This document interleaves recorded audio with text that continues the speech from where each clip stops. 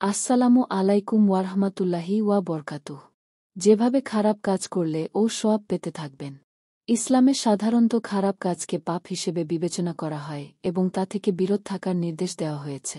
তবে কিছু নির্দিষ্ট পরিস্থিতিতে এমন কিছু কাজ আছে যা আপাতদৃষ্টিতে খারাপ মনে হলেও সঠিক নিয়ত থাকলে সওয়াবের কাজ হয়ে যেতে পারে। এমন ১. গীবত ও পরনিন্দা করা, ন্যায়বিচার প্রতিষ্ঠার জন্য। সাধারণত গীবত করা হারাম, তবে যদি কেউ সত্যি কারো জুলুমের শিকার হয় এবং ন্যায়বিচার পাওয়ার জন্য কারো কাছে অভিযোগ জানায়, তাহলে এটি গীবত হিসেবে গণ্য হবে না, বরং ন্যায়বিচার প্রতিষ্ঠার প্রচেষ্টা হিসেবে সওয়াবের কাজ হবে। ২. রাগ প্রকাশ করা, অন্যায় প্রতিরোধের জন্য।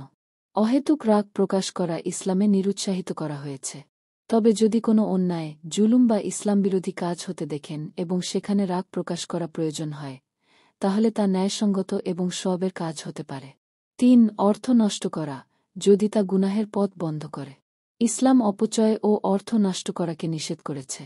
তবে কেউ যদি নিজের এমন কোনো সম্পদ নষ্ট করে যা তাকে পাপের দিকে নিয়ে যাচ্ছে, যেমন হারাম বিনোদনের সামগ্রী, মাদকদ্রব্য ইত্যাদি, তাহলে এটি সওয়াবের কাজ হবে।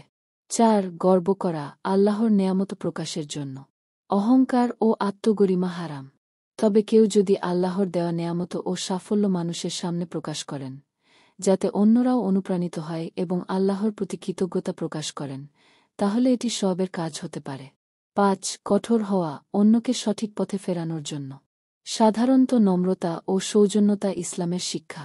তবে যদি কাউকে কঠোরভাবে কথা বলা হয় যাতে সে গুনাহ থেকে বিরত থাকে, যেমন সন্তানকে নসিহত করা বা বন্ধুকে নামাজের জন্য তাগিদ দেওয়া, তাহলে এটি সওয়াবের কাজ হিসেবে গণ্য হতে পারে। মূল বিষয় হল নিয়ত।